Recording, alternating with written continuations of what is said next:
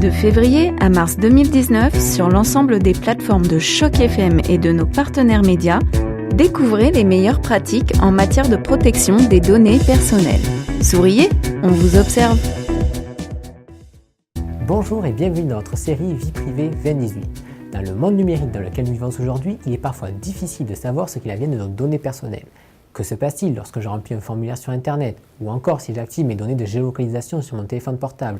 Ces préoccupations vous sont-elles familières? Dans mon entourage, je connais au moins 2 personnes, si ce n'est pas plus, dont l'identité a été volée sur Internet. J'achète beaucoup sur Internet, mais je fais très attention aux données que je donne.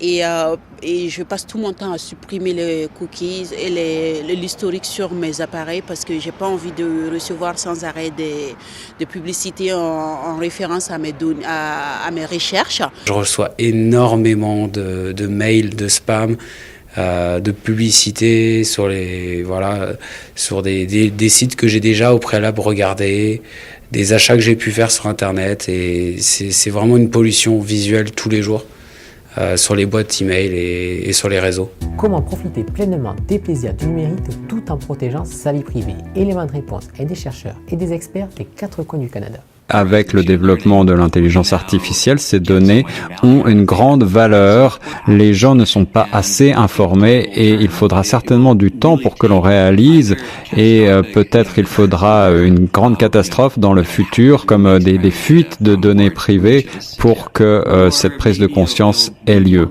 Mais on a déjà vu des fuites importantes récemment et on peut penser que le public commence seulement à prendre conscience de ces enjeux. Tout d'abord, existe-t-il un cadre légal pour protéger nos données personnelles au Canada? Quelle autorité compétente pour en assurer la mise en œuvre?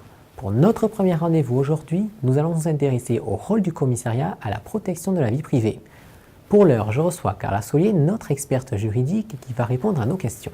Au Canada, 2 lois régissent l'utilisation et le recueil de nos données personnelles par les entreprises, mais aussi par les institutions gouvernementales.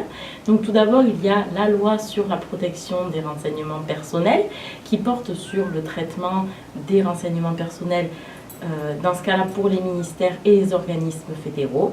Et il y a également la loi sur la protection des renseignements personnels et des documents électroniques, et cette fois-ci, elle va porter précisément sur le traitement des données personnelles par les entreprises. Donc, quel est le rôle du commissariat à la protection de la vie privée au Canada? Eh bien, créé en 1983, son rôle est de veiller au respect de ces 2 lois fédérales et également de protéger la vie privée des citoyens canadiens. Pour rappel, le commissaire à la vie privée du Canada est indépendant du gouvernement et relève du Parlement. Dans notre prochain rendez-vous, nous vous exposerons quels sont les pouvoirs du commissariat à la protection de la vie privée du Canada.